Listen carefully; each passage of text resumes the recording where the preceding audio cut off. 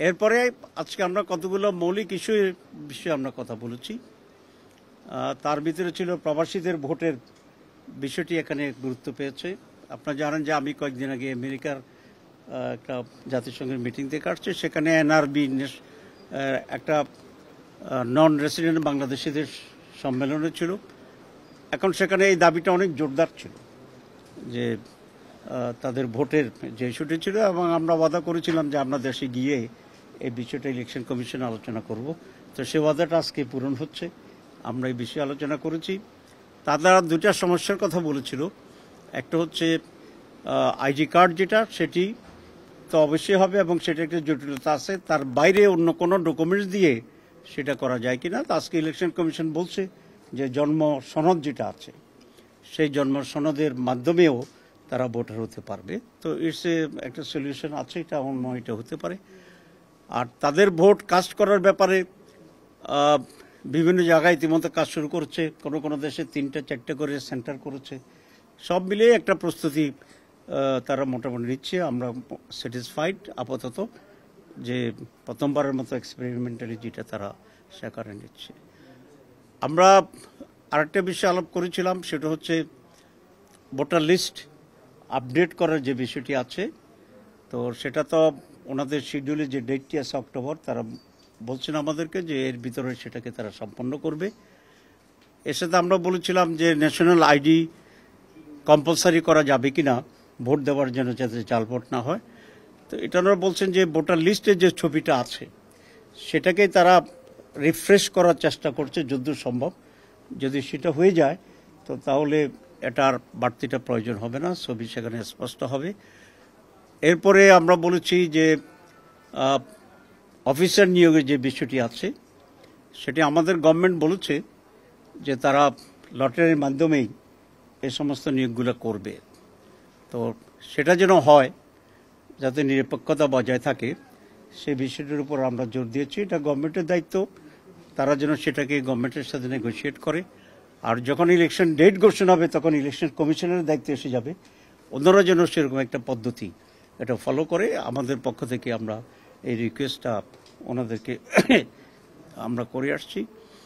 এরপরে আমরা যেটা পিআরের ব্যাপারে আমরা কথা বলেছি যে পিআর পদ্ধতি আর ট্রেডিশনাল পদ্ধতি, দুইটা পদ্ধতি আছে।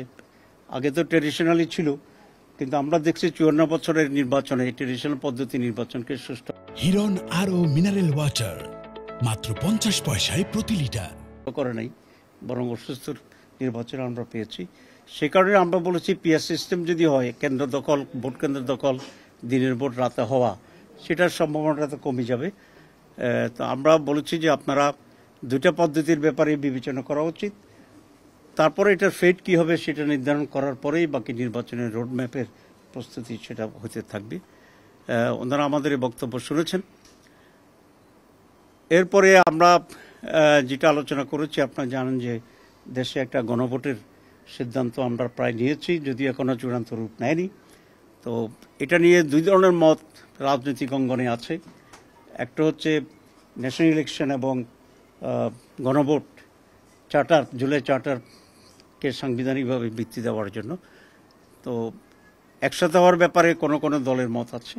আমরা বলেছি না, এটা আলাদা হইতে হবে, কারণ দুইটা বিষয়। একটা হচ্ছে আমাদের কতগুলো রিফর্মস আছে, এটা ইলেকশন যখন হোক, ইলেকশন যেভাবে হোক, তার বাইরে এটা জাতির জন্য একটা স্থায়ী একটা রিফর্মসের বিষয়। তো যেহেতু এটা একটা আলাদা গুরুত্বপূর্ণ বিষয়, এটাকে আলাদা গণভোটের মাধ্যমেই এটার উপরে জনমত গ্রহণ করা এটা উচিত, এটা আমরা জোর করে বলেছি। এবং এক্ষেত্রে যে প্রস্তুতি দরকার, আমরা রিকোয়েস্ট করেছি যদি ন্যাশনালি সিদ্ধান্তটি হয় যেটা আলাদাভাবে হবে, যেটা আমরা চাচ্ছি নভেম্বরে, বাংলাদেশ জামাত ইসলামী সহ আমরা অনেকগুলো দল চাচ্ছি যেটা ইন্ডিপেন্ডেন্টলি হোক। কারণ হচ্ছে একসাথে যদি হয় কয়েকটি সমস্যা হতে পারে। প্রথম সমস্যা হচ্ছে যে প্রত্যেকটি দল তখন তার জাতীয় নির্বাচনের প্রতীকে বিজয়ের জন্যই ভেরি সিরিয়াস থাকবে, এবং রিফর্মস আছে কি নাই পাশে এটা তখন আর মাথা কাজ করবে না। দুই, ইলেকশন যদি কোনো জায়গায় দখল হয়ে যায় তাহলে রিফর্মসের ব্যালটও দখল হয়ে যাবে, সুতরাং একটার সাথে আর একটার ভাগ্য অঙ্গাঙ্গভাবে জড়িত হয়ে যাবে। তো কোনো কারণে ইলেকশন যদি কোনো জায়গায় স্থগিত হয়ে যায় তাহলে এটাও স্থগিত হয়ে যাবে, মানে কোনো রেজাল্ট আর আসবে না। কিন্তু দুটো একেবারে ভিন্ন ন্যাচারের। একটা হচ্ছে জাতীয় নির্বাচন জনপ্রতিনিধি করার জন্য, আর একটা হচ্ছে অ্যাজ এ হোল সকলের জন্যই একটা রিফর্মস। তো যেহেতু নেচার ভিন্ন, আমরা স্পষ্ট সরকারকেও বলেছি, কমিশনকে বলেছি, ইলেকশন কমিশনার্সকে আমরা বলে আসছি যে এটা আলাদা করার জন্য আপনারা মানসিকভাবে প্রস্তুতি নেন সেভাবে। তো ওনারা এবং একসাথে দুইটা ব্যালটে ভোট হওয়া দুই নেচারের, এটার সময়ের ক্ষেপণেরও বিষয় আছে। আমরা এমনিতেই তো বেশি ভোটার আসলে একদিনেই নির্বাচন হইতে সন্দেহ হয়ে যায়। তো আমরা আমাদের সব যুক্তি দিয়েছি, ওনারা শুনেছেন।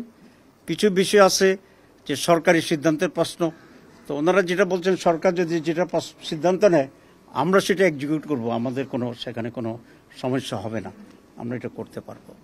তো এই সকল বিষয়ই আজকে মূলত আমাদের সাথে আলোচনা হয়েছে।